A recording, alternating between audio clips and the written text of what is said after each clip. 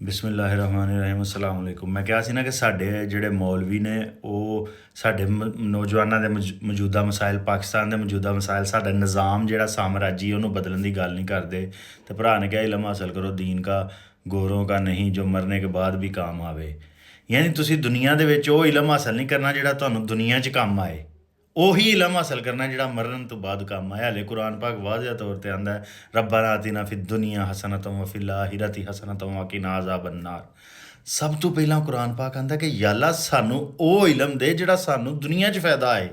ਫਿਰ ਆਖਰਤ ਦੀ ਗੱਲ ਬਾਅਦ 'ਚ ਹੋਈ, ਮਰਨਾ ਤੇ ਬਾਅਦ 'ਚ। ਪਹਿਲਾਂ ਦੁਨੀਆ 'ਚ ਕੀ, ਦੁਨੀਆ 'ਚ ਮੁਸਲਮਾਨਾਂ ਦਾ ਮਕਸਦ ਜ਼ਲੀਲ ਹੋਣਾ, ਗੁਲਾਮ ਰਹਿਣਾ। ਔਰ ਗੋਰਿਆਂ ਦਾ ਇਲਮ ਨਹੀਂ ਹੁੰਦਾ, ਨਾ ਕੋਈ ਕਾਲਿਆਂ ਦਾ ਇਲਮ ਹੁੰਦਾ, ਨਾ ਚੀਨੀਆਂ ਦਾ, ਨਾ ਰੂਸੀਆਂ ਦਾ, ਨਾ ਪੰਜਾਬੀਆਂ ਦਾ, ਨਾ ਹਿੰਦੂਆਂ ਦਾ, ਨਾ ਮੁਸਲਮਾਨਾਂ ਦਾ। ਇਲਮ ਹੀ ਹੁੰਦਾ। ਇਲਮ ਦੀਆਂ ਦੋ ਕਿਸਮਾਂ ਹੁੰਦੀਆਂ ਨੇ, ਇੱਕ ਅੰਦਰ ਦਾ ਇਲਮ ਹੈ, ਇੱਕ ਬਾਹਰ ਦਾ ਇਲਮ ਹੈ।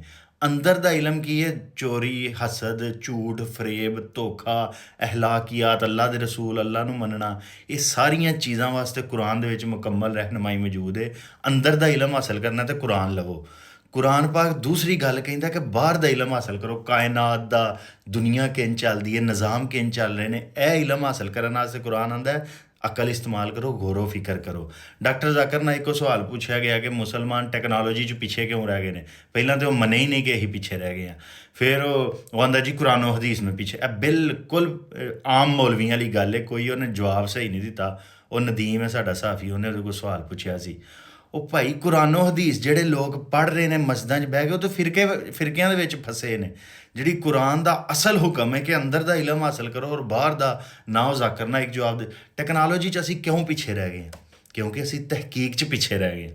ਸਾਡੀਆਂ ਮਸਜਿਦਾਂ, ਟੈਕਨੋਲੋਜੀ ਹੈ ਕੀ? ਟੈਕਨੋਲੋਜੀ ਦਾ ਇਹ ਸਾਇੰਸੀ ਇਲਮ ਦਾ ਰੋਜ਼ਮर्रा ਜ਼ਿੰਦਗੀ 'ਚ ਇਤਲਾਕ, ਉਹ ਸਾਡੀਆਂ ਮਸਜਿਦਾਂ 'ਚ ਨਹੀਂ ਇਤਲਾਕ ਹੋ ਰਿਹਾ।